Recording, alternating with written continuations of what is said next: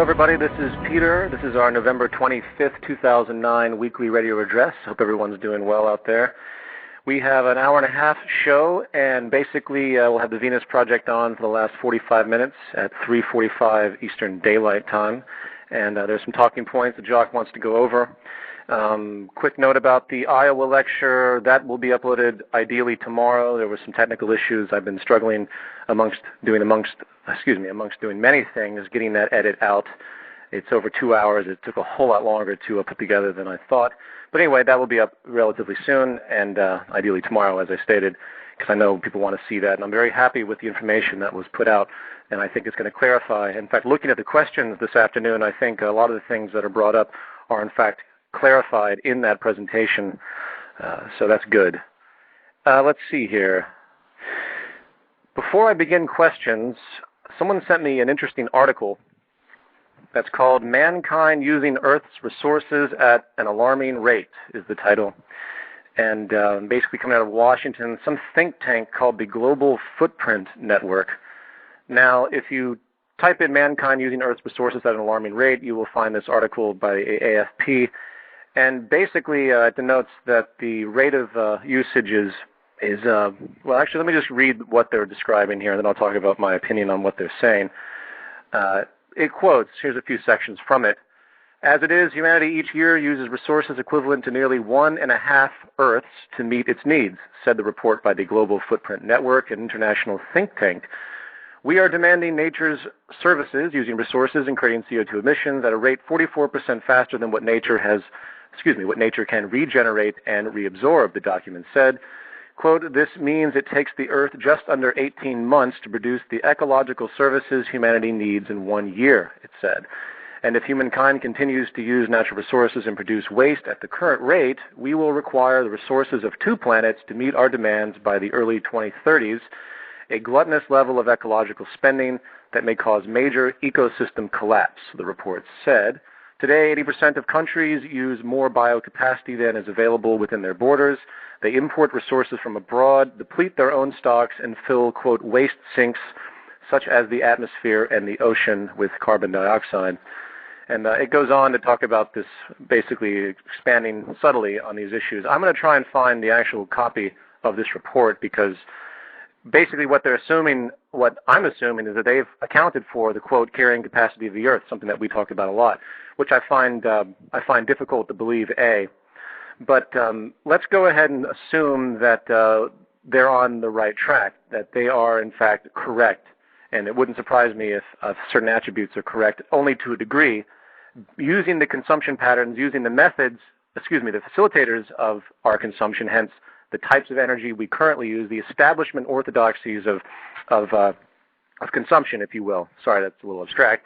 Basically, if they're taking into account everything that we're currently doing, then that would seem accurate to me. And it's obvious they're not taking into account what's possible, the renewable energies. In fact, it says at the very end of the article, where is it? One of the biggest things we can do to reduce the ecological footprint is by investing in renewable energy and clean tech on one hand, and resource-efficient infrastructure and compact urban development on the other. Well, that seems logical enough. But what I really want to point out here is what's missing from this article, and what we talk about constantly. And if someone brings this type of Malthusian aspect up to you, this is what you point out. You say, well, this might be true, but guess what? The price and market system, the capitalist system, price market system, free market system, monetary system, whatever you want to call it, is based entirely on competition, which means multiplicity and duplication, coupled with cyclical consumption. As we know, the entire economy would collapse if people didn't constantly buy things.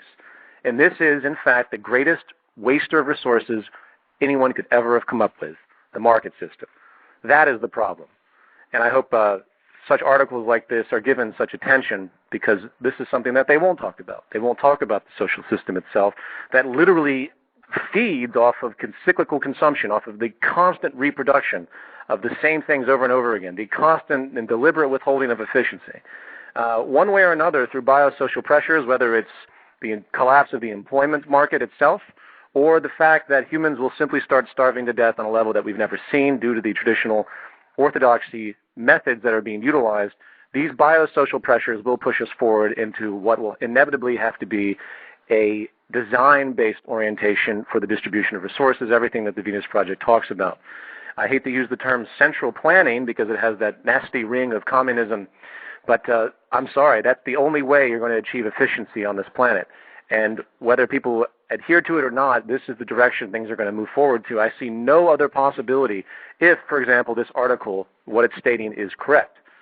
We have to move into a holistic systems approach to our management of the Earth's resources, and that's that.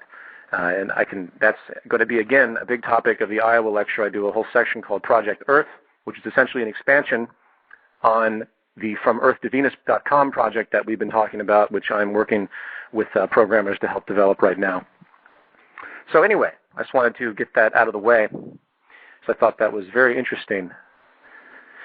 And let's jump right into your questions. Number one. Hi, Peter. I have an idea. I posted it some months ago and hardly got any responses, or at least I didn't get the responses I was looking for. The idea I posted was to see if we can make this site an iPhone app, maybe combined with the Venus Project or something like that. Just an idea. Maybe like we can have an interactive or something, make it interactive or something so the people who have iPhones are more likely to check it out, or make it two apps. What do you think? Also, is it possible to have the site mobile friendly? Actually, I was speaking to Noel a long time ago, Tank Top, about making the site, making a mobile version, an iPhone version of the site. It's certainly on the list. And by all means, iPhone applications in any way, people love their little apps these days. Anything that would be great. I'm not quite sure where the interactivity would come from. Obviously, there could be radio show elements and the like. I think that's a great point to talk about. Maybe in the media project, the Zeitgeist Media Project, under the multimedia category, which is coming, we can have programming projects like that. And you can get a team of people to help you and maybe move forward if you feel it's viable, if you feel this is something. I mean, I think it would be fantastic for the exposure. It's just a matter of finding enough stuff to put into it. Obviously, we're a knowledge-based group, and we're putting out information constantly. It's not necessarily interactive per se, but maybe there are certain things that could be incorporated, such as more iPhone-ready forum access or chat access or what have you. So I like the idea. Number two, I have two questions. One of the foundations of the movement is that human behavior has been greatly misunderstood. Due to culture lag on what human nature is and things like religion maintaining dated ideas, do you know of strong contemporary studies that would help reinforce the movement's ideas? Though I greatly appreciate the work of the likes of Stuart Chase, Ralph Linton, Graham Wallace, and the studies date back to 1950s and earlier, they don't appear to grab much public attention. This seems so important as statements like, quote, you've forgotten about the human being, or, quote, what if I want 100 computers, always comes up in discussions. This is a question more for Jacque and Roxanne, though. Peter, if you have an opinion, I'd love to hear it. You recommended James Harvey Robinson's The Mind in the Making. Do you have any opinion on the New School for Social Research in New York? Excuse my reading patterns here. I'm not giving enough cadence to these punctuation points. Do you have any opinion on the New School for Social Research in New York, of which he was a founding member, James Harvey Robinson? Do you think their approach has remained faithful to the ideas put forward in The Mind in the Making? I think, well, let's see. Let me go linear here. I would agree with your points on human nature. I really like the work of Dr. Robert Sapolsky when it comes to his very objective investigation, his anthropological work, and his neurobiological work.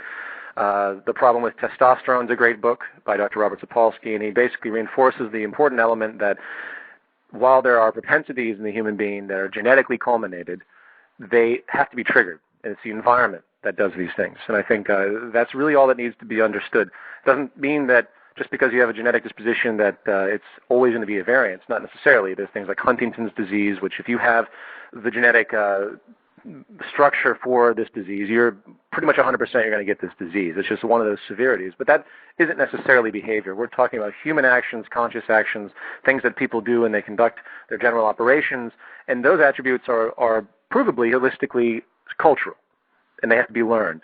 So anyway, I love Stuart Chase and all the other individuals you mentioned. They're a little bit more philosophical on these notions. I think you have to go to biologists to really get a full, clear understanding of these abstractions of human instinct and human nature. I think Jacques Loeb is another one that did great research, and of course B.F. Skinner, who is considered as a controversial figure. He's been claimed to be debunked by various people, which I find absurd. But nevertheless, there's a lot of good information out there. It's just not the type of subject that a lot of scientists feel they want to talk about. There's just not much social conscience in these academic communities if you pay attention. Moving forward with your question, and yes, I'll try to make a note to mention this to Jacque as far as the issue you bring up. The New School for Social Research. I went to the New School for Social Research in the music department. I dropped out after 2 years. I'm not quite sure if the school functions just like any other function, like any other school functions. It's low budget, the facilities are poor, the methodology is no different than anything I've seen in any other college.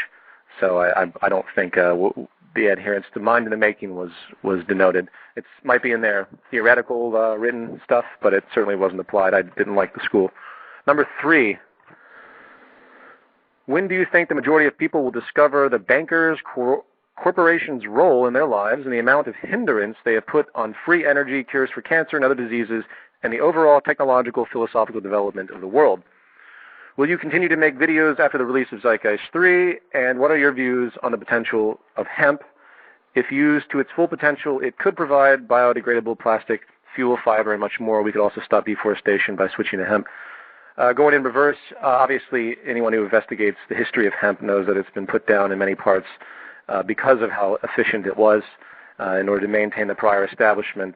There's many possibilities for hemp. It's a tremendous resource, and it's very sad, just like many things, that we're not actually using what is available. As far as Zeitgeist, after making a movie after Zeitgeist 3, who knows? I have no idea.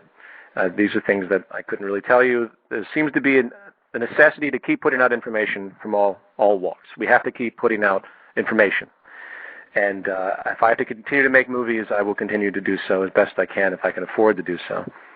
And as far as people understanding that there are hindrances to society, hindrances to cures for diseases because of the nature of the market system, this is one of the things that we hope to really get out there. So I hope everyone out there has a fairly clear understanding of the things that we talk about. You know, going back to this article I denoted at the very beginning of the radio show, the market system is the problem. It's one of the most massive problems that we have if we give any reflection to the state of the environment. So it doesn't even matter what my solutions are or what Jacque's solutions are. This is a particular problem, and I think everyone's going to have to think about it. If you get in an argument with economists and they slander you and they call you socialist or communist, back them up and say, listen, it doesn't matter what our conclusions really are yet. You have to look at the fact that the real problem is the system. And if you can convince them of that, then you've made a huge step. And then let them figure out what they propose as a solution. I guarantee you, if they have any logic, they will feel eventually that we have to have a holistic organization to the management of resources on this planet. I can't think of any other way to do it. The planet is a holistic system, and we have to treat it as such and align ourselves accordingly with what we could call natural law. Number 4. Hello, Peter. I was wondering if you have seen the documentary series called Century of Self. Yes, I have. I think that's a fantastic series, and I saw it about 2 or 3 years ago. And there's a lot of wonderful information in that movie. I haven't seen it in a while, but tremendous information about a lot of things that we talked about, actually. In fact, I should probably review it again, specifically the fact that, after World War II, the essentially bureaucrats got together in conjunction with industry in many walks and decided that they had to basically realign the value systems of people, and then consumption started to double. They imposed new values on the population, that they should want this, this, and this, creating new values, new consumer demands, psychological warfare, if you will, to make sure the market system keeps going. And that's pointed out in that film. It's actually a tremendous film. I'm glad you brought that up. I think everyone should see that. It's called Century of Self. Number 5. This is actually directed towards Jacque, so I will wait on that. Number 5. What can we do about community groups that are inactive? There are pages and pages of groups, yet many of them have not had a new post for months. Also, in contacting several group owners, I have received no responses. Is there a plan to clean up that section of the site? I'm willing to help if I can, but not sure what is needed. Yeah, the community groups ideally were to be replaced by the chapters. And essentially, that's a bummer that we have people that have started groups and then they become inactive. Obviously, it's very easy to just start a group. and maybe if not enough people join, people just forget about it. I will review that. I'm going to make a note to review that to try and clean that up and basically to get rid of all groups that have been dormant for X amount of time. So thank you for that point. I hadn't even really considered that. But ideally, these groups manifest into chapters which have their own website. So that's the path. And that might be the path of some of them already, in fact. We just have to clarify the groups. The groups might lose their relevance at that point. Number 6.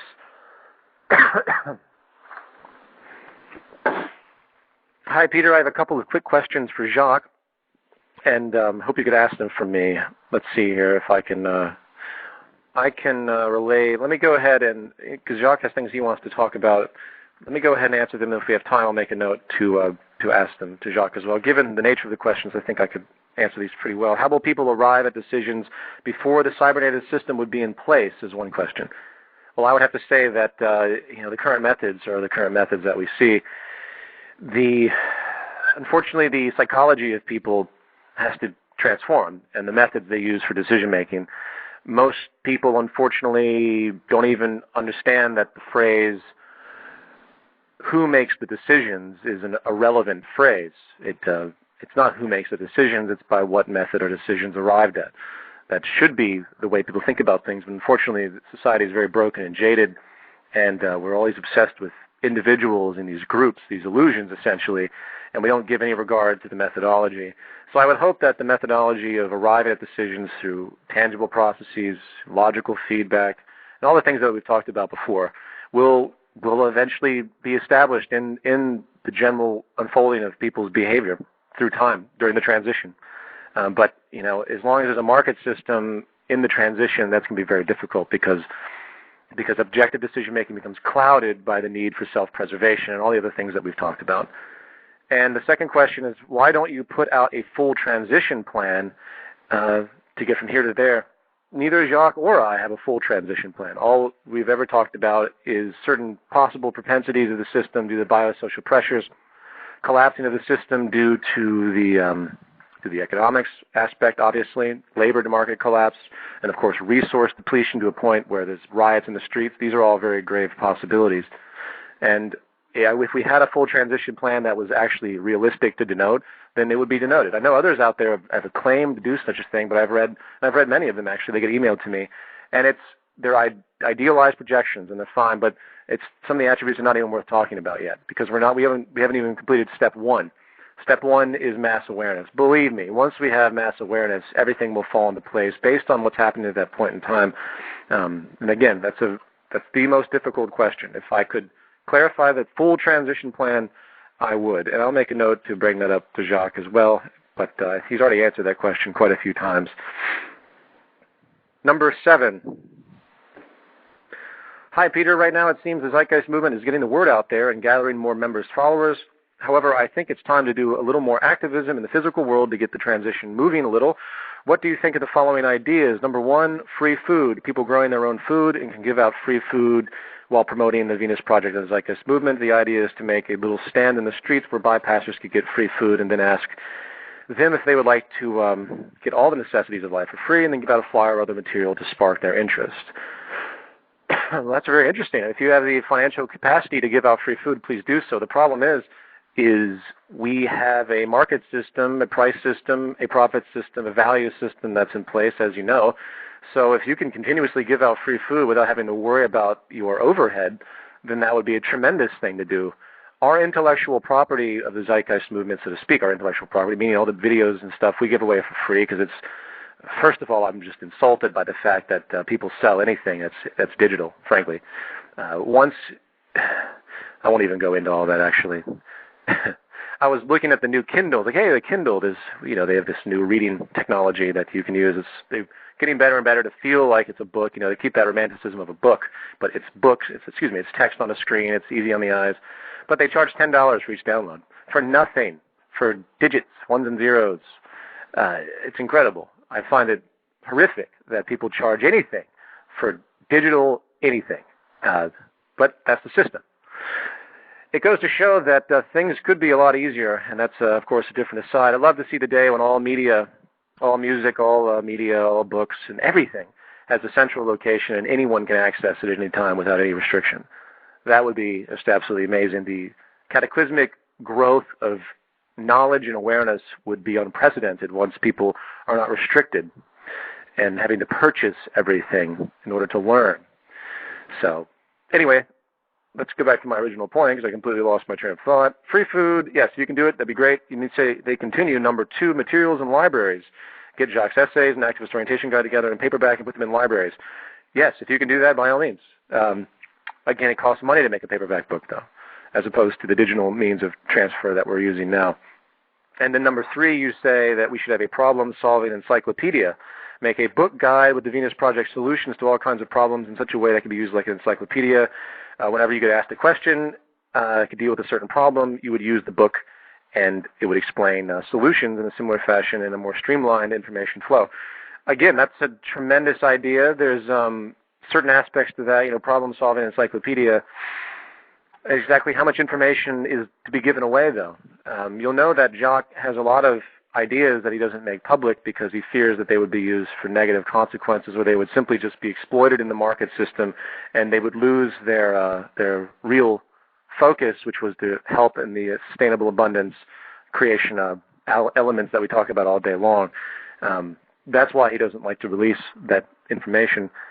Problem-solving encyclopedia, sure. I think all these ideas are great. The problem is that you're still working within a monetary system. So it makes it difficult. Not everyone can just give away everything. We obviously know that. So do whatever you can, is what I would say to that. Number 8, do you know of any actual free markets existing? When I say free market, I mean the lack of central banking, lack of state intervention. It seems that this has seldom ever happened in history. I believe it might be possible that when people talk about free markets, it's akin to referring to fascist dictatorships of China and Russia as being communist, when communism is actually a lack of a state. When you think of transitioning, could free markets, actual free markets, be used? No. I'm completely opposed to the idea of everyone battling each other openly with no restriction, because it only leads to despotic behavior and total systemic collapse as far as I'm concerned. There's a reason why there are laws in the books to govern a country's competition policy. There's a reason why there's people that have to orient this system, because it's a failed system. It can't work. The integrity of the system is inherently flawed. A pure free market would be an absolute nightmare. I don't care what any of these utopianistic free market economists imply. Milton Friedman. There's good points that are made, but the larger issue that needs to be understood is that if you give everyone the ability to openly compete, all you're going to see is a rolling, massive propensity towards cartel and monopoly and hence power consolidation. That's all the free market has a propensity to do, despite the romanticism of people that claim otherwise. I challenge any free market economist to explain to me how a free market could ever exist without regulation. It would only lead to people coupling up in an utter warfare manner to shut down anything that's competing with them. That's the whole goal. Again, monopoly and cartel are the highest forms of the free market. We shouldn't be surprised that we have monopolies and cartels running everything now, and the FDA, the Senate being paid off. This is the free market at work. It's what it creates.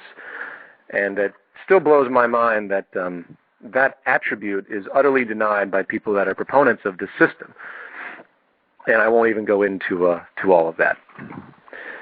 But good question. And no, there's no way a free market could ever exist. It's impossible. It's not impossible. It would self-destruct in a very short period of time. In fact, just to create one more point, is have you noticed that the solution to the general problems of the free market is socialism? That's what all states fall back on eventually. They come back to socialism. They say, okay, we got to do some socialist stuff. We got to bail out this and that, and because that's all they could do. Invariably, it leads back to state control in the current system we have. That's the only way it could possibly maintain. The free market is like monkeys running in circles, screaming, throwing feces at each other. That's basically the free market, coupling together, trying to get more feces so they can attack. And that's a horrible example. I'm going to stop right there. Ooh. Okay, number 9. Hello, Peter. I'm very interested in a more detailed explanation on your perspective about competition. Good, we're on that topic. Does it also apply to recreational sports and games? The chess game has a long list of amazing benefits, for example, creativity, concentration, logical reasoning, critical thinking, memory, and the like.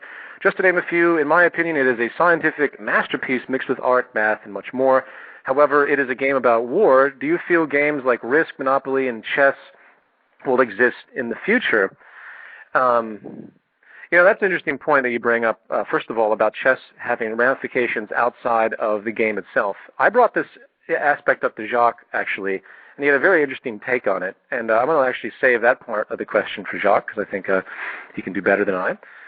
You know what? I really would hope that the value systems of people, when they engage in activities, games, will get to a point where competition isn't an issue. And I think that has to be conditioned into them. I think that people are going to have to understand that competition doesn't resolve anything. It doesn't resolve problems. When you compete against somebody in a chess game, it's really you competing against yourself. And I think that's the parallel that really needs to be understood. I would love to have an advanced tennis arrangement where I could play against myself, where the machine that's orienting the tennis balls can actually monitor what I'm doing and I can perfect myself. Now, granted, there could be a social aspect to it in time. People could, quote, play with each other, but they would develop a much higher frame of reference. It wouldn't be competitive at that stage, and that's what we would have to hope for. I think games have a mental cognitive function, but they've been polluted by this propensity for people to want to win, and that to win means nothing. We can't win anything. There's just no such thing as winning. This is a concoction that's been created that is nothing but detrimental. To win means someone has to lose, which means it's inherently negligent. Number 10. Hello, Peter. My question is, how do we know that as a movement, we are making enough progress and are on the right track? Are we measuring it in some way? Do we have some kind of timeline goals for which we are gunning to have a resource-based economy installed? The first question that comes to mind after people have understood the Venus Project is, how long is this going to take? Most of them decide this is too big to happen in our lifetime and therefore refuse to get involved. They are afraid of the disappointment in chasing a dream if it does not come true. We need a way to show them that we are making progress and that this is not a, quote, not in my lifetime dream. People want to be a part of something real. Okay, there's a number of interesting points that you bring up here. First of all, I look at this as a larger order pursuit. I don't have expectations of this to occur in my lifetime.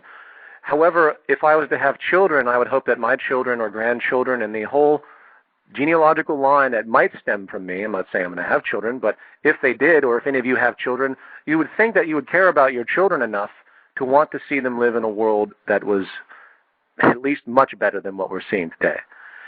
So the extensionality comes into play. Even if they're not your children, you see just a young kid on the street, and you think to yourself, this kid is going to go through a lot of things in his lifetime.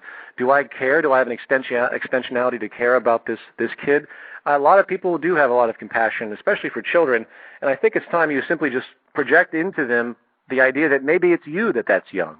Maybe it's you that's the grandchildren, and begin to think about it that way, because otherwise you're going to get too selfish. It's a selfish thing to think, well, if it's not going to happen in my lifetime, then I'm just not going to even pursue it. That's wrong.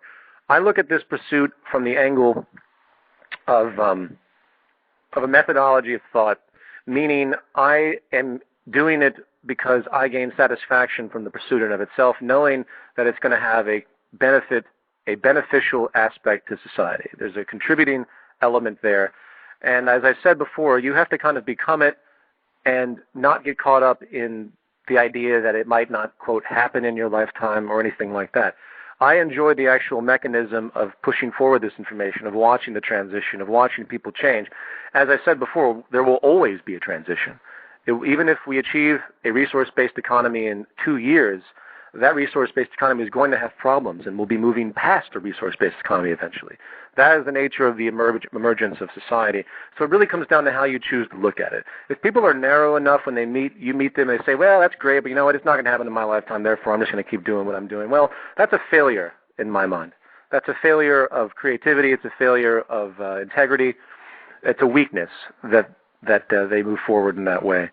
So, that's really what I would say about that. As far as us being on the right track as a movement, well, you can look at our general statistics that are on the homepage. They're consistently rising. I'm consistently getting more emails. There seems to be a kind of an exponential growth, if you will.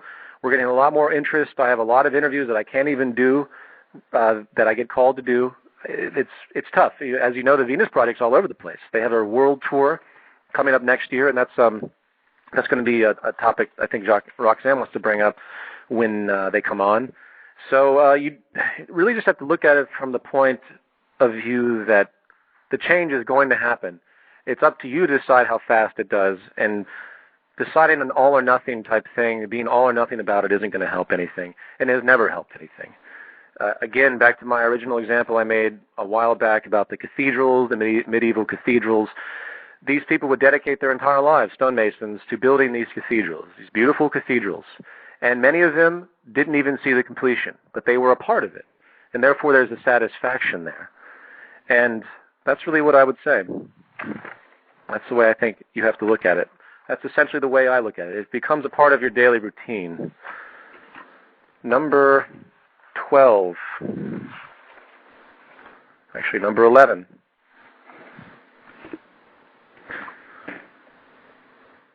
Hello, Peter. I would like to know your stance on overpopulation, if we should be wasting our time worrying about overpopulation issues. I know it's a problem in some areas. However, in a resource-based society, I do not think this would be a problem. If we succeed, if we are successfully able to create underwater cities, etc. I see a lot of members talking about how we eventually have to leave Earth because of our overpopulation issues. I find this silly. I do not see this happening anytime soon, for many centuries at least, with the current death rate relevant to violent and nonviolent deaths. That's a truncated statement. I'm not quite sure exactly what you mean by that, but let me go back and address your overpopulation issue point. Overpopulation has been denoted, again, like you could say it relates to this original article, this sort of Malthusian article that I just read earlier. Obviously, we haven't expanded our abilities on this planet to include the oceans, which do occupy 70%. We could go much higher in the sky. There really are tremendous resources available for us to deal with the growing population. And of course, it always comes back to education as well. Society today reinforces, from many different angles, population growth. Even the welfare issue. Most poor people, a lot of poor people tend to have a lot of kids. Why? Because they can get more money through welfare, some of them in certain states. There's a propensity by the system, religion of course compounds this, that you just flagrantly keep multiplying, and somehow it's an honorable thing to do. We can't look at society like that anymore. People will be educated when they grow up to understand what they're doing when they bring people into the world and the responsibility that's required. It will become a very serious thing as opposed to what it seems to be now. I think we have plenty of space on this planet. And by the time population did achieve levels that were self-destructive, if they did continue at the same exponential rate they appear to be growing, then, and I don't think this would happen anytime soon, we would hopefully have the technology to begin terraforming other planets. I mean, we have an entire universe at our disposal. People used to think we were only on land, and suddenly they discovered water, and suddenly the world became round, and suddenly we discovered an entire universe, galaxies and galaxies. Billions of galaxies. I mean, there's an amazing possibility, and I'm not going to even go on that tangent, amazing possibility about where we could go. And I don't think population is a problem at all. Overpopulation could be a problem. We just have to solve that problem through tangible means, and has nothing to do with population reduction or any of the stuff that's generated now. By the way, I don't think it's out of the question that the state would consider such acts as population reduction. However, it's such a tremendous issue that and I'm talking about the state that exists now, obviously, that I don't dig into that. There's a lot of so-called conspiracy people that have these bizarre notions. They go back to Georgia and they look at these stones that say the population has to be reduced to 5,000 people, 500,000 people, and they take it seriously, and they think it's a part of some overarching conspiracy to reduce human population. And I don't buy that, but I do think that if the patterns consistently move the way they are now, with the depletion of our resources, with the continual negligence of Africa, eventually these Western societies are going to simply stop supporting the third world at all. And they're going to let them rot away because they'll be able to justify it with this Malthusian notion, this idea that we have to keep moving forward with oil, so therefore other places that can't utilize oil, or they're not going to have support, and they're not going to have support from renewable energies, then we're just going to let them go. And I think that's a very real propensity of our current system to do that. And I think it's already happening, as we've seen. So anyway, I don't want to belabor all that. I'm not quite sure why I brought that up. I guess overpopulation is a sensitive issue, and people bring this stuff up as though the only solution. In fact, I was at a speaking engagement a number of months ago, and some individual yelled out, "We have to reduce the population." That was his only solution to the poverty issue and everything else. I mean, this is just a ridiculous cop-out. So, anyway. Number 12. How can we allocate resources more efficiently than with money when essentially we are using the same tools to measure, estimate what we have? Take copper, for example. We price copper with money based on supply and demand. We estimate what we have. We estimate what we have. The most efficient way to allocate a resource is to know what you have altogether, but there is no way to know. The tools don't exist to measure any better than we can now. So under the Venus Project, our resources would be allocated just as haphazardly as they are now, except that money is not exchanged, correct? Okay, I'll stop you right there. No. The survey of the planetary resources, the carrying capacity of the Earth, will be assessed. This is something that is done in part. There's been attempts to do this in pockets. Again, back to that original article I read, I really want to find their data set because I want to know what they're qualifying with. They claim that they've assessed the Earth's resources in totality to come up to this conclusion. And I find that really difficult to believe based on the hindrances we have to even understand remotely what some of these corporations have behind the curtain. So your disposition is well, first of all, the thinking has anything to do with money, I would throw that out immediately. Granted, historically, money has been used to divide up resources based on labor contributions, making someone more deservable to get resources. Someone's more deserving to get resources than somebody else. That's the nature of the market system, which is why it's so manipulated to people's advantage. And now it's been compounded by the fact that the manipulation is such, and the way the system is set up is such that we have this tremendous stratification with 1% of America owning 50% of America's wealth. That's slightly an aside. Your point is that we cannot measure, therefore it's going to be just as haphazard in the Venus Project? No, because the intent, even though there might always be missing information, the intent is to figure that out. The monetary system has no intent to do so. And supply and demand of the monetary system, by the way, is absolutely subjective. It's regimented in a way that you can't see all the variables. The price of copper isn't regulated by supply and demand. It's regulated by floating markets, just like all of our currents are regulated by floating markets. I can have $1 billion and buy a bunch of copper stocks or a bunch of copper commodities, and with $1 billion, I personally could send the price of copper skyrocketing. In the current environment, supply and demand of resources has absolutely no relationship to the real issue, to the real elements. It's based on money manipulation through the stock market, and that's why there's these speculative attacks that can emerge. These offshore investment houses that have billions of dollars at their disposal because they partner in with these commercial banks, and they can do speculative attacks on small countries' currencies and destroy their economy economically. So that's to just make sure you understand that. Monetary system, yes, historically it has served basically the function you denote, but in our system we want to know exactly what we have, and we do our best to survey everything. We take in the negative retroactions. We do not have competition, therefore everything is made to last. We're not duplicating things. There's no vain reproductions. There's no arbitrary inventions that are there just for stylistic purposes. Utility is the first and foremost interest, meaning that there's no one on the planet will starve. No one on the planet will be without water. These are simplistic things that we could take care of tomorrow. Not to mention 95% of all crime would be removed. So, because 95% of crime is monetary related.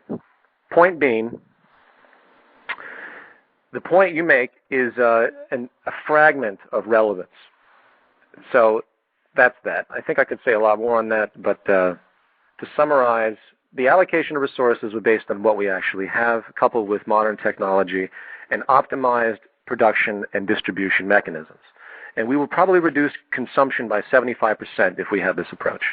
No more cars sitting in parking lots, wasting space and time. There's no reason for someone to have 1.3 cars or something in America. It's a tremendous waste. And same goes for many other things that people have and are perpetually duplicated and could easily be shared.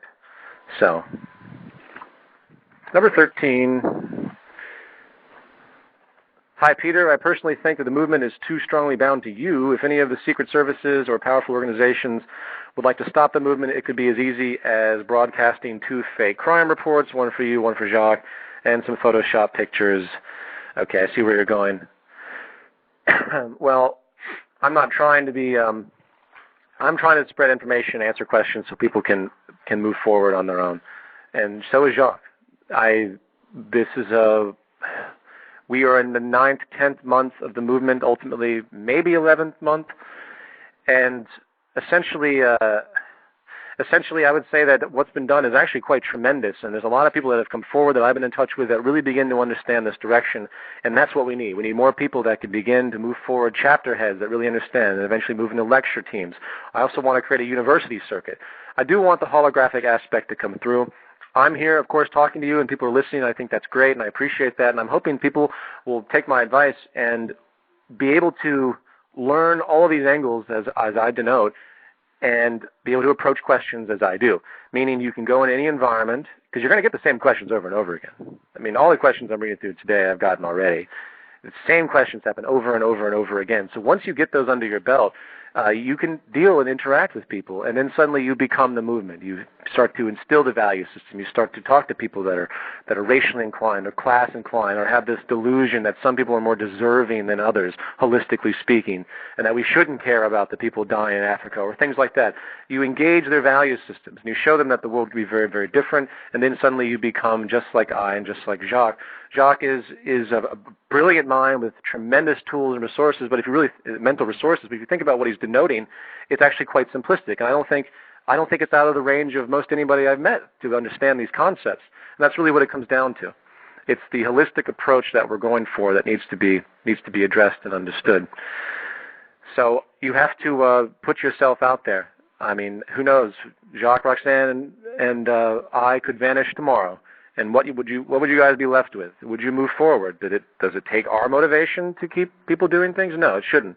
It should operate autonomously in every region, independently, but with the same common goal. That's really what it comes down to. In fact, I would say that the Zeitgeist Movement is the transition. We are the transition, because we're all uniting across the world with a common direction, a common goal for the sake of the whole of humanity.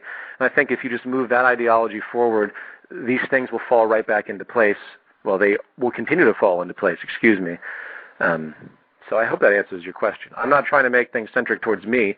Obviously, there's films and things that I've done, but I'm trying to get people to pull this in. I really can't keep up, frankly. If you wonder why I might sound tired, it's that it's really beyond my actual ability right now. I have to begin larger delegations, and which I'm trying to do, and there's some great people out there that have been very helpful in that regard. But nevertheless, you're going to have to be able to take the reins yourself if needed. And I mean that very literally. And that's what I would hope everyone would feel. Okay, we have 1 minute before Jacque and Roxanne come on. In fact, this next question is far too long, so I'm going to just go right to Jacque and Roxanne.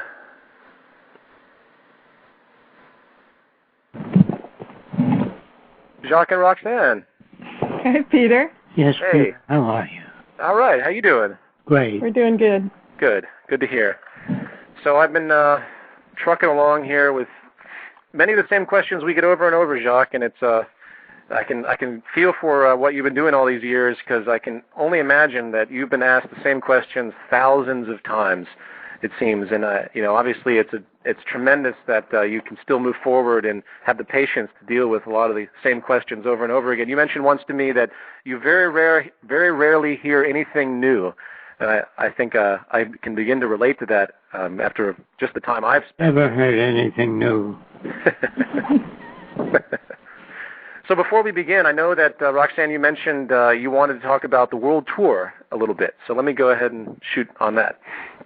Right. Well, we're planning a world lecture tour for 2010 to hopefully kick off right after Z-Day. That's our priority. Good. So we're asking anyone if they'd like to set up a tour to contact Heather Odom at Heather, Heather,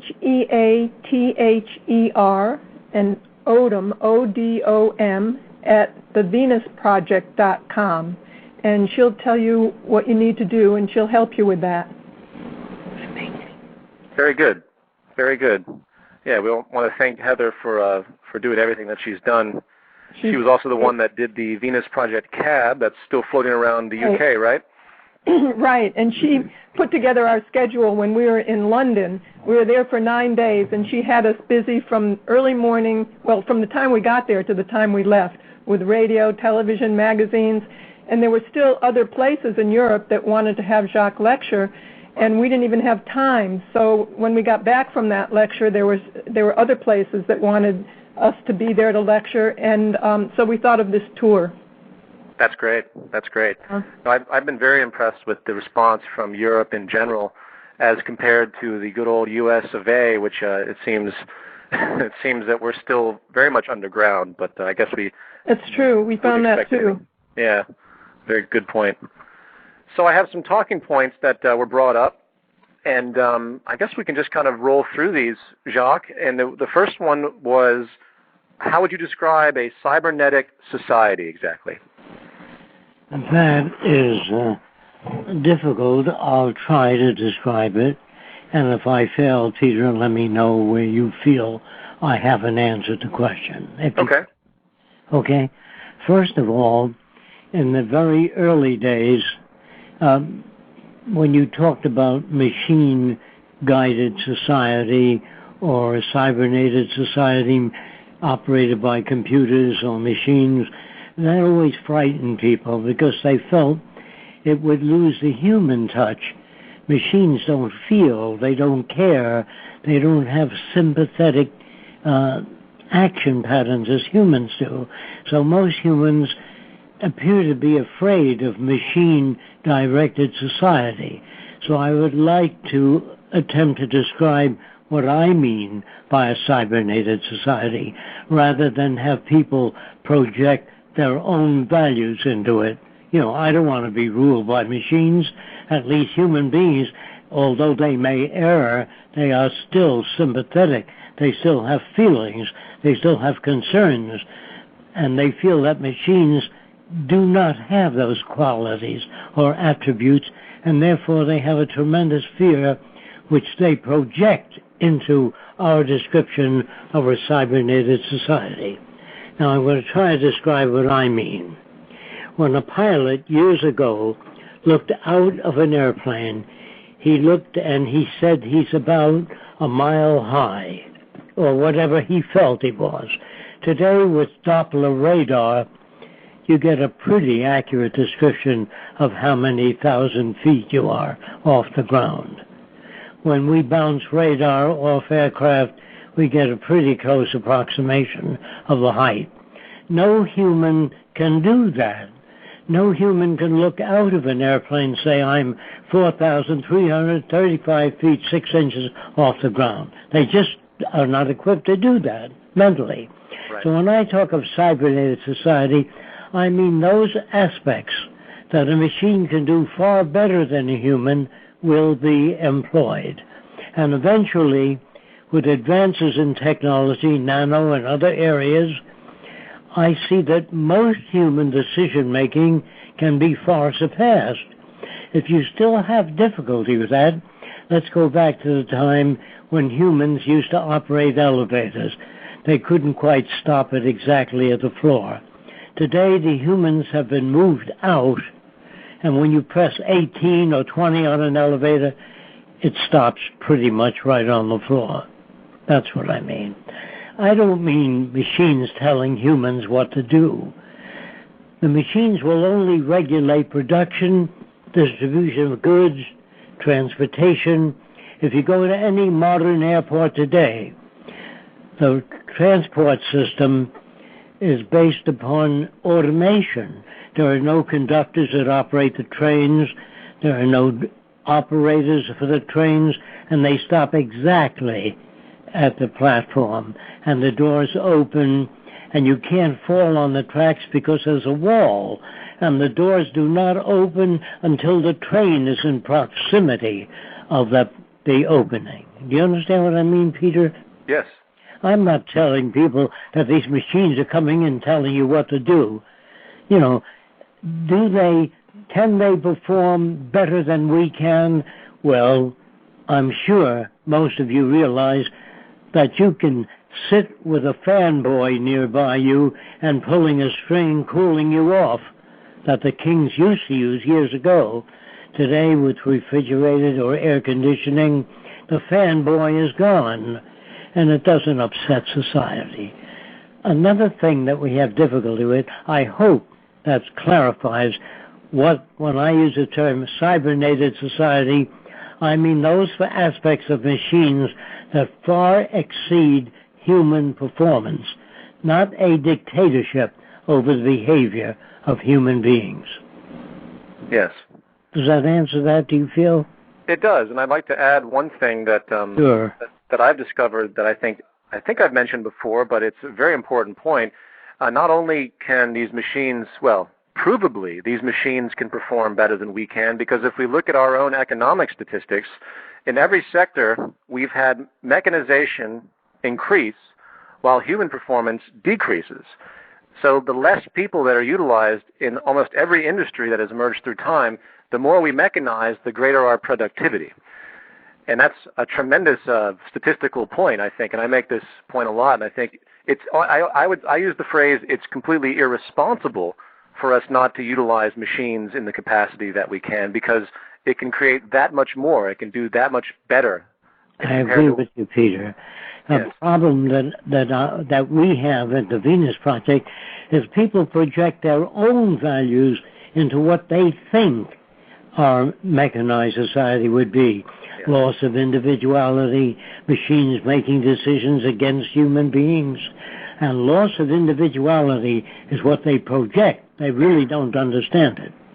I would say it's not even their own ideas that they project into that, but they get all those erroneous ideas through science fiction movies.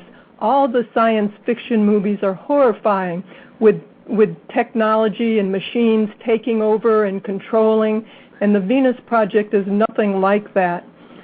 The books 1984, Brave New World, Atlas Shrugged are written by artists, not scientists.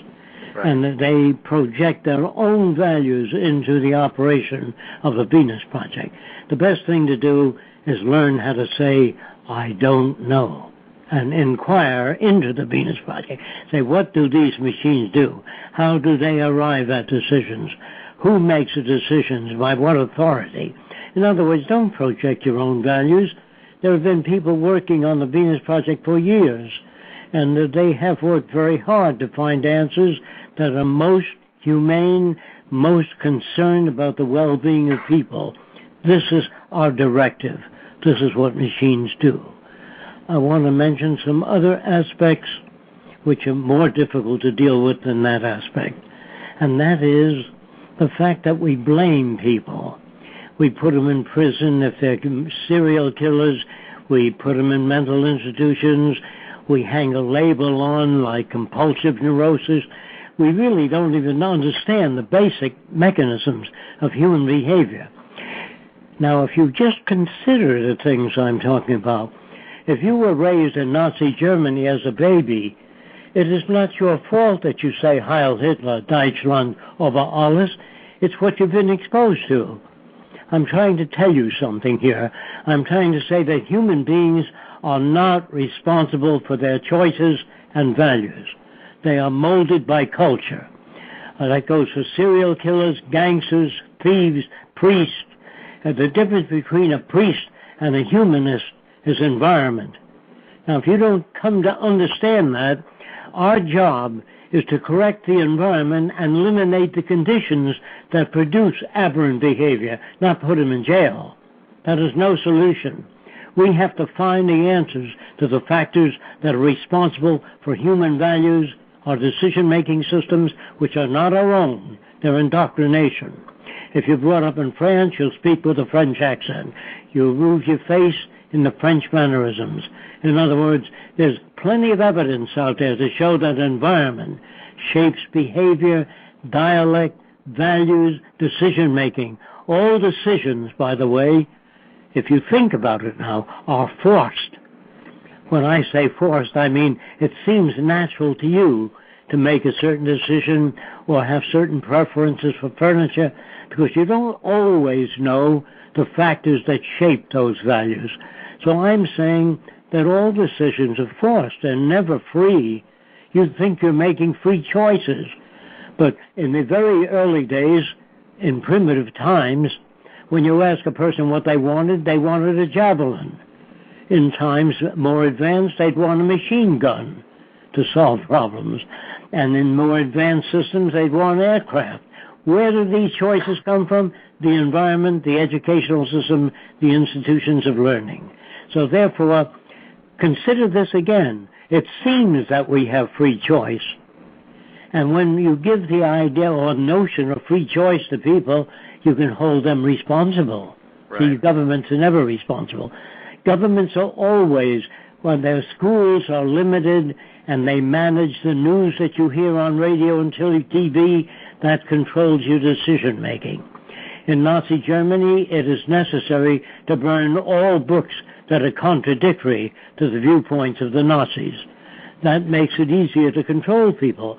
Now, are they to blame? A lot of people think, well, they should think about those things. You can't think outside of your culture. I've never known of a Chinese baby born speaking Chinese without indoctrination.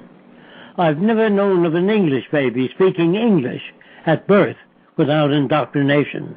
I've never known of a person flying a machine, an airplane, without going to some kind of school studying the principles of flight.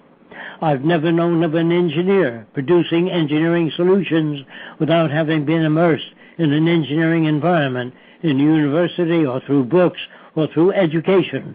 Education means modifying the value system.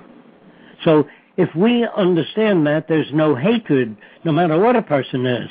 If a person is brought up to beat up blacks or Afro-Americans, it's the environment they come from that indoctrinates those values. Can you understand that? We live in a world in the future.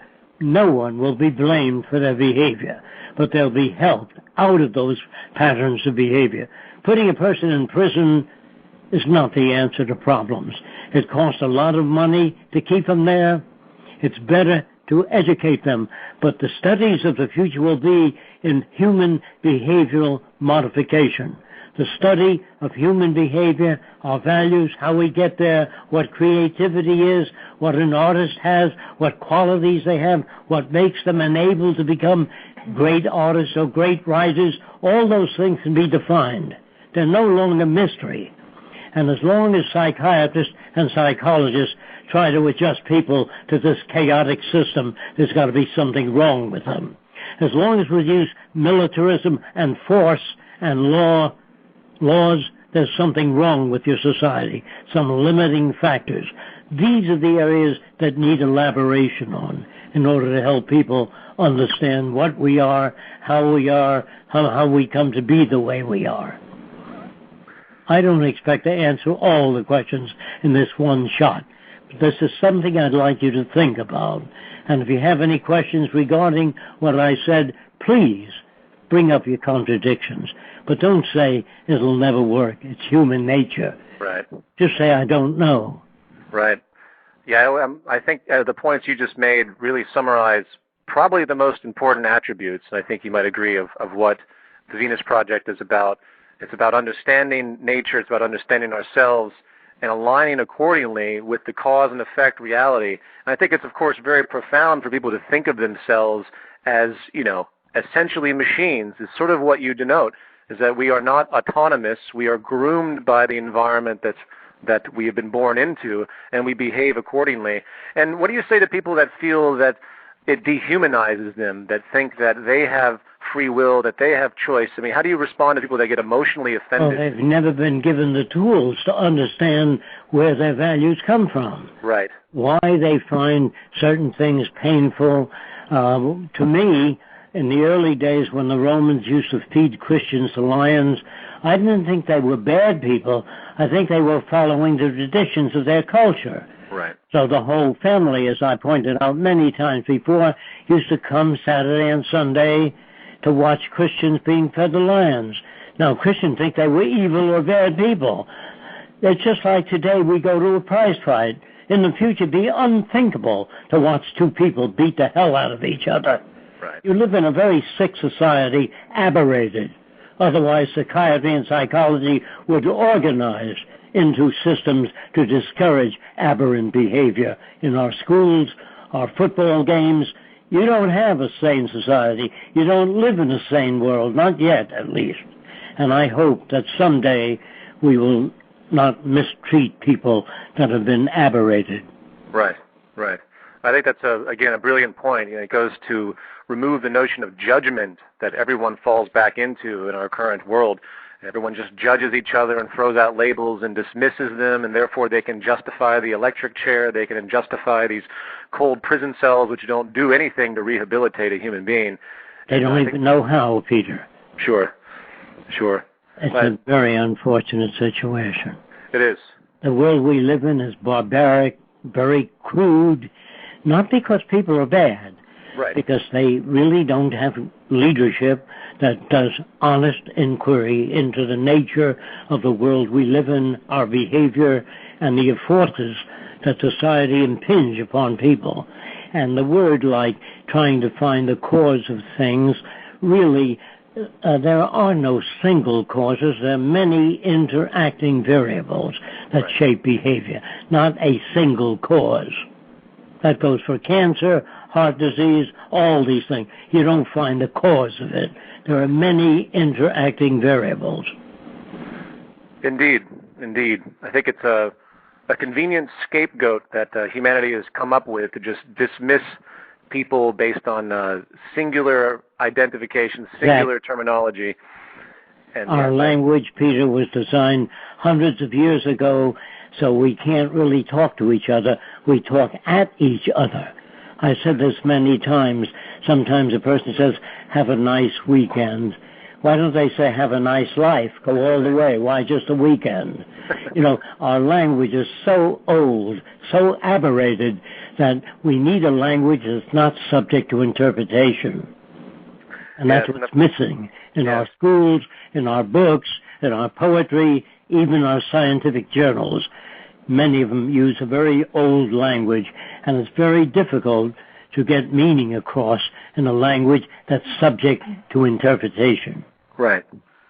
In coming back to the cybernated society issue, you've talked in the past about having what you call a knowledge database computer, to use a general term, where all of the information, technical knowledge, has been codified and inserted into a computer system that we can interact with and gain extremely beneficial feedback, objective feedback from. And this would be, yes, could you describe that particular system? Well, it wouldn't have all the information. It would have a great deal of information. Sure. When you ask questions along certain lines, the computer will tell you, we have not enough evidence at the time to give you an appropriate decision. It's not going to answer all the questions. It tells you what's missing, what we don't know, what we have to study in order to gain more knowledge along certain lines. Yes. Yes, and of course that goes back to another point that you've made, that essentially our thought processes are technical. And this is another thing that I think a lot of people have a difficulty with, because they are very romantic about their thoughts and they think that they're individuals. They were brought up that way, unfortunately. But you said that our thoughts are a technical process. Can you elaborate on what you mean by the fact that we think the unfolding of thought to achieve a specific end can only be technical, correct? It can't be intuitive. Well, if you happen to accidentally smell a flower and it's pleasant, you tend to sniff anything that looks like a flower. Sure. But let's assume that you lived in a certain area in Madagascar and you saw a certain flower and you sniffed it and your eyes burned for 3 weeks, so did your nose.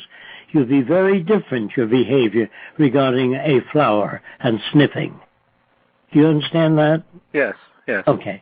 But normally, a normal person, meaning one that's been a victim of a certain type of conditioning, and they believe they're reflecting upon ideas, and they believe they're thinking, but they're not really thinking or reflecting.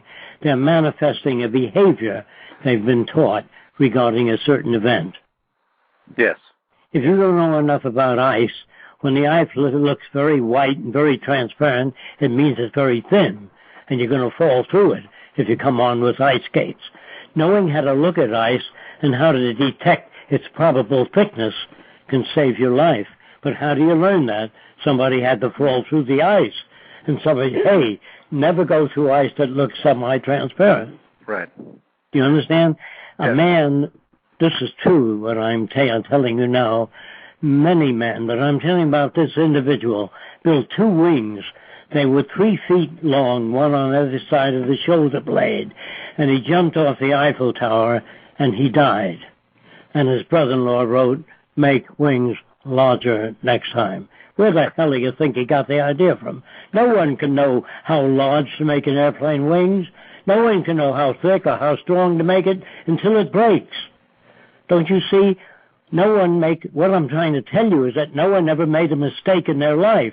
Gotcha. The guy that fooled with nitric acid and glycerin, the building disappeared. So did the guy. Right. And his brother-in-law wrote, never fool with that stuff. Where do you think his brother-in-law got it from? Right. Don't you see that no one can make a mistake? When a person is jealous and hurts another person or kills them because of jealousy, that's because they have never been given other tools to deal with that kind of problem. They don't know the tools to use. Right. Being ignorant of the tools, we call them criminals. The difference between a criminal and a do-gooder is environment. They're not born criminals, and if they are born criminals, the brain is damaged, they certainly should not be put in prison. And if the environment gave them that value system, being a Nazi or a Swede or a Jew or Italian, I'm proud of it, all that's part of your environmental indoctrination. So why judge people on their behavior? If you know the factors that shape human behavior, our job is to study it so carefully that we can raise children without the requirements for becoming aberrant or angry or hurting another person. When people become afraid and think that their human nature or their ego is, or their understanding and learning is not their own, if they get emotional about it, they don't understand the consequences of what the potential of this direction. Because if, when we understand that it is the environment that shapes behavior and we get money out of the scenario and differential advantage out of the scenario and people have access to things, then we can start enabling people to be fantastic. They can be Leonardo da Vinci's, they can be Michelangelo's and Edison's and creative and participatory members of society.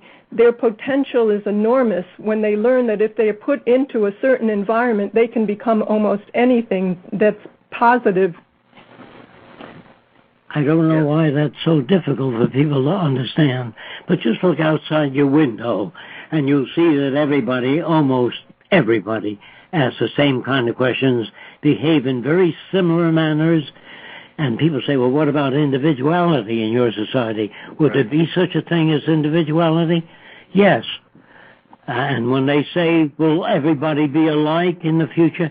They will be alike in certain areas. They will never want to kill anyone. They will be alike in that area. They will all be alike in protecting the environment. They'll all be alike in saying, I don't know, when they don't know, instead of fabricating their own projections into some other system, as they do or attempt to do with the Venus Project. They project their own values, a dictatorship of science. They're very, very stupid to do that, or they don't have the necessary tools. I really don't believe anybody is stupid, although I've used that terminology. I believe that people are victims of culture. Yes, absolutely. And you brought up individuality, and some people have stated that they think there'd be something like it would be comparable, the resource-based economy would be comparable to sort of a regimented socialism. Yes, This is a rhetoric that we hear, and I think what the point you just made is a very good one. I would say our society today is extremely regimented. We have the same movies with the same basic plots. Same soap operas. Mm-hmm. Yes. Yes. Yeah. It's a limited frame of reference for most people, and it's. They have engagement rings, marriage rings. They go for football, baseball, automobile racing. All the things that your culture puts out there. Right. Your culture doesn't put sanity out there. If they did that, they couldn't control people. If you make them all alike, you can move them around, do what you want with them. You can make killing machines out of boys that go to church. All the Bibles say thou shalt not kill, yet they go out there and they kill. And priests bless war tanks, and they don't see the contradictions in that. Isn't that amazing? It is. How beautiful job they did of conditioning you to think that you're free. Yes. And just the fact that you have to get a job and make a living with that job, and very often it's not even anything that's interesting or creative, is extremely depressing for most people. Right. In the future, they'd have a much broader range of knowledge in all types of subjects. And I'm not talking about the distant future. This can happen very fast. All the things I'm talking about are another 1,000 years from now. They could be happening in 2 to 3 years, if you understand what I'm talking about. Right. Well, that's something that comes up a lot. When people, we always ask the question, how long will stuff like this take? I mean, you say 2 to 3 years. The transition, of course, keeps coming up, and I get asked this question weekly. If we could achieve it in 2 or 3 years, what would have to happen? Obviously, it would take a tremendous reformation across the world to see something like this implemented. How would you describe such a transition, Jacque? The transition will be painful. If you understand what I'm talking about, you talk to other people about the Venus Project, and if you do nothing, I can assure you nothing will happen. Right. So you have to put out effort to help bring this about, or you have to question the hell out of the Venus Project so that you get answers that you can understand. It's up to you to question it. Don't accept anything I say or any member of the Venus Project unless they can answer those questions for you. A lot of people ask us specifics about the transition, but, we don't know. It's not up to us. It's not up to you, me, and Jacque. It depends on what everybody else does to get these ideas out there. And if things start to fall apart and enough people demand this and start initiating it, then the transition could be less. If enough people do more videos and magazine articles and television shows about it, then there is a chance. We look at that as transitional therapy almost. Yes. I think that's a good way to put it. And that's pretty much what I talk about when people bring it up. Is it really comes down to how fast each individual wants it to come about. Obviously, we have great barriers with the corporations, with the private interests that actually hoard the resources. I mean, there's plenty of complex things, but as we all know, and I don't know if you heard the beginning of this broadcast, but I brought up an article that is claiming that right now mankind is using the Earth's resources at essentially approximately twice the rate, and our sustainability is in question. So not only is our economic system failing, not only is it obvious that human labor is being replaced by machines and will continue to do so, not to mention the exponential increase, meaning that the adjustment period for humans to be re-educated into new sectors has to increase extremely quickly in order for us to keep up with the exponential increase of technological development. But we're also wasting and destroying the Earth at the exact same time. I think, Jacque, you mentioned a statistic that was about water scarcity, how we were on pace to running out of water. Was that a statistic that you had? I couldn't remember. While there's floods going on all over the country, how can you have a water shortage? What we have to do is harness the floodwaters. Right. The answers are really very simple. They're not complicated. What is complicated is the educational system today, which is false, which is not really well-oriented toward the preservation of life and nature. If we dump stuff into the ocean, toxic materials, and we pollute the air, we are not civilized. Right. As long as we have prisons and military solutions, military people are sincere. They really want to defend the country, but they don't know how. The real defense system is not armament. Defense is bridging the difference between nations, building a cooperative world where people work together. And if you don't know how to accomplish that, say, I don't know how to accomplish it. And you study different cultures and their values and how they arrive at that, and you work on bridging the difference.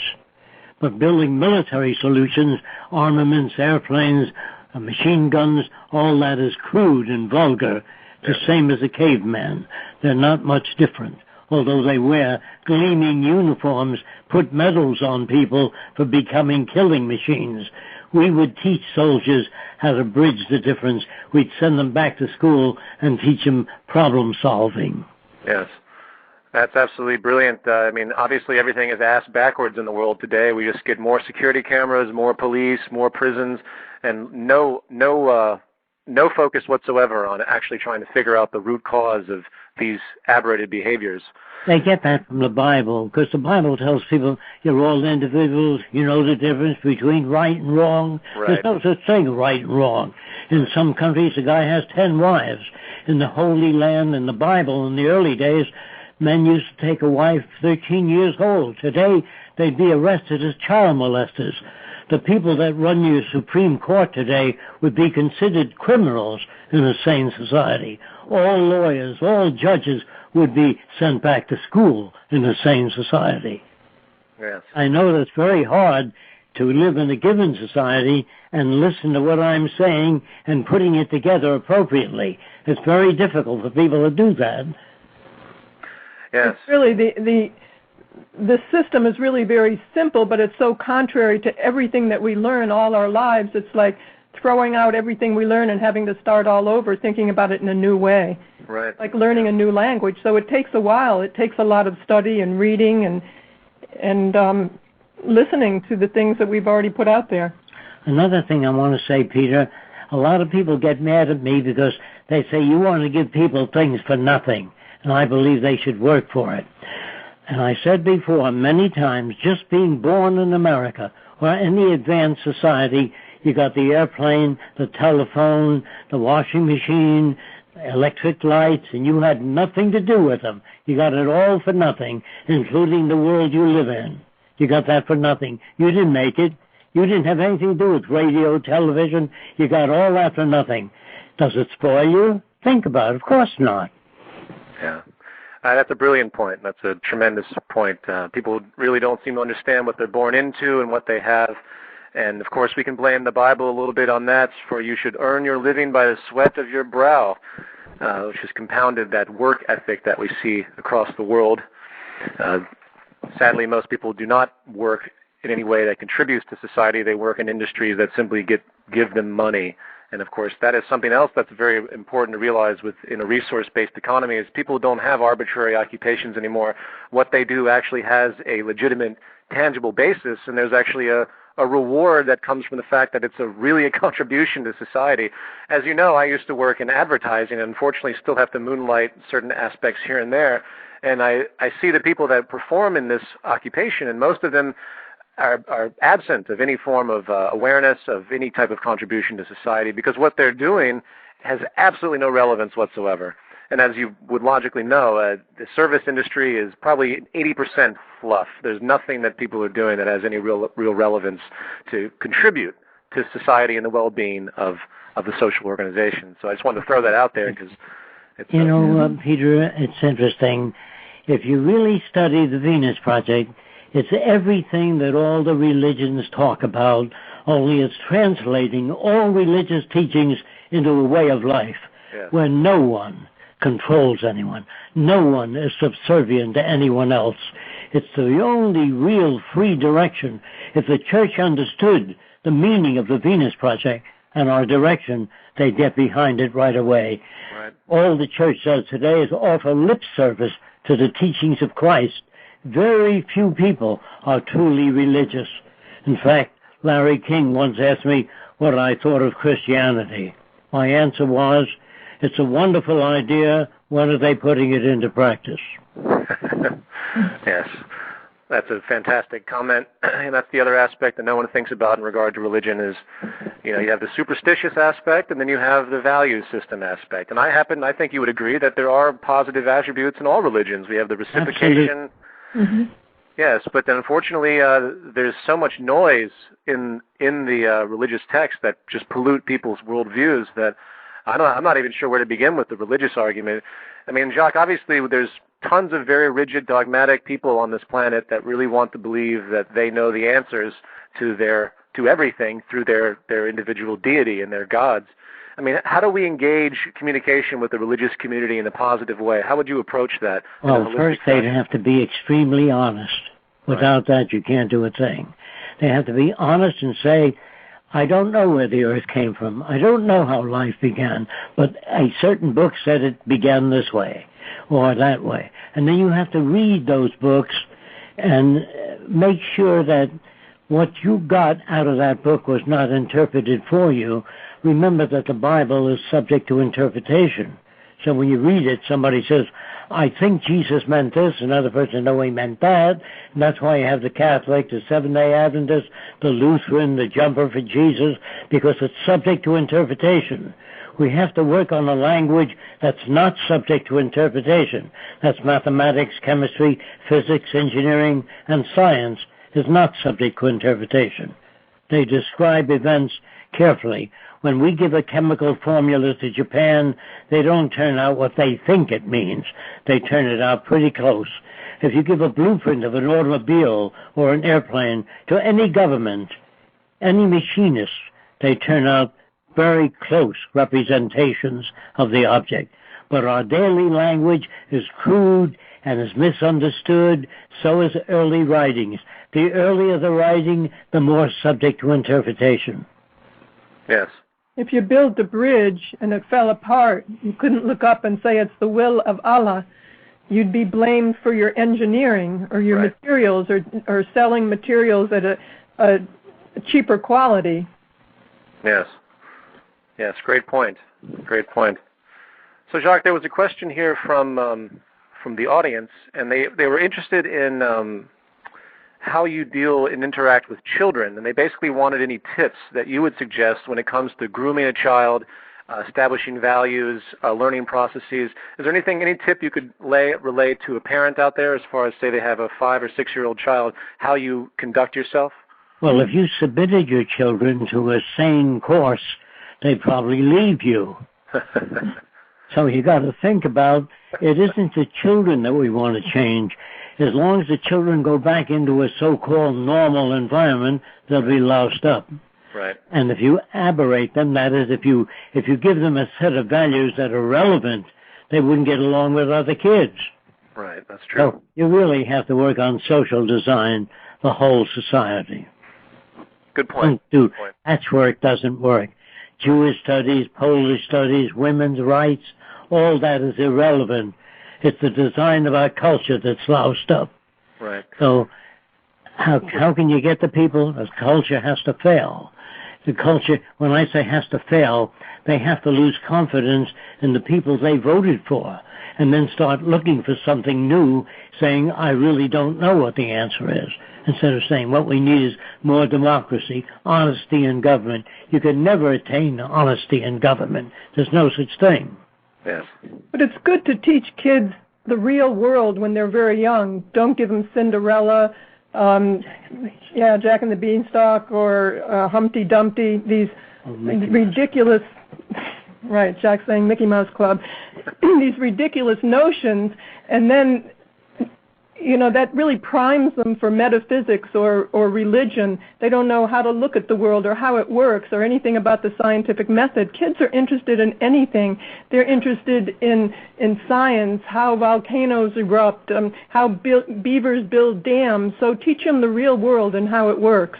Absolutely. The real world has so many fascinating and mystical variables. There's so much that we do know and don't know that even when I was a child, I remember reflecting on simple things like magnets and gravity and just being fascinated by that. And I think most kids very much would be if they were simply given that opportunity at a young age. But you also mentioned in education that you would support people working together. For example, you'd have projects where all the students have to rely on each other, right, Jacque? Yes, I would design shops and buildings and places so that they would learn cooperation. When they cooperate, things work out. Look, if a school is really an institution to try to show you the history of error and try to give you the solutions that men found so you don't have to live your life over and over again. The purpose of education in books extends people's viewpoint and show you a lot of mistakes we made in the past, and it helps. And that's what education will be in the future. It'll be about the real world, about the things we know, and so we honestly learn how to say, I know nothing about that. I don't know enough to offer a decision in that area. Once people learn to talk like that, it's the beginning of sanity. But everybody's got different answers to problems, and you got many problems, more problems generated. Also, we talk about never pitting, parents really don't know much about raising kids, and we say never pit one child against the other. Never say, why can't you be like your sister? You never pick up, and she always does. Right. So if his sister falls down the stairs, there's a slight grin on his face because he feels there's justice there, and he wasn't treated well. So that's how you create jealousy and envy. Right. It's not an inborn characteristic. It's learned. Right. I agree. I think that's what you just stated, Roxanne, is a tremendous point, because our entire system seems to support competition at every level, from kids getting A's and F's to the early stages of PE, when kids are forced into competitive sports, and their values, of course, are based on if they win or lost. It's really sad, this cycle of competition that's polluted the culture for so many years. If we were sane, if we were brought up sane, no one would argue with you, but they'd say, well, what do you feel is the shortcoming of sports? How does sports hurt people? Just ask questions about it. Right. Don't say, my God, the guy doesn't even want any baseball games. He doesn't want automobile races. It's the greatest thing in life. They don't ask questions. They merely criticize. Yes. One example that Jacque usually uses about kids working together and learning how to cooperate for their own benefit, then they want to cooperate, is they have a car that they like to ride, but they have to put it together. And in order to put it together in the craft shop, you need 4 kids to lift up the car and 1 to put the wheel on. And that's the way the whole car is built, that you need the help of everyone. Right. No, that's great. I mean, obviously, I think most people recognize that more minds are better than one mind, and you can extend that to, in fact, in the prior presentation, which I'm trying to get online, I make a simple point. What if we had all of the top technical teams of the 10 cell phone companies work together to build, say, the best cell phone they could possibly come up with? What if we didn't have the competitive mentality and we actually cooperated? I think most would agree that our progress would be cataclysmic if people began to work together on the largest scale. Yeah, I agree. Yeah. So I'm afraid we have 30 seconds left, so I got to cut you guys off. But I have to go to California, then I have to go to North Carolina, but I'm going to stop by Florida in December. I want to let you guys know, and I'll be in touch through email about when exactly. But I'll see you guys relatively soon, and I just hope you guys are doing well. And Peter, try to talk about our automated government. It is not a technical control system. It's using reason. It's using the earth as our decision-making system. What kind of world do you want? What kind of people do you want? What do you have to do to attain that? Right. Absolutely. Well, next time I bring you guys on, we can go back into that even more so, because those are all tremendous points. So. Okay, thanks, Peter. Thanks, Peter. All right, thank you very much. Talk to you soon. Bye-bye. Bye-bye. And there you have it, the Venus Project. There's some really great points they made this afternoon. I think tremendous ones, especially in regard to culture, that we really have to kind of begin to see ourselves in the way that we are, which is an extension of the world around us. It's a profound and difficult point, I think, for a lot of people to consider because of their associations with identity and their independence, but these are really important points. You really can't understand yourself without understanding the world that created you. So I'll leave you with that, and thanks again for listening, and I'll actually won't be around next week, but I'll be around the week after. Talk soon.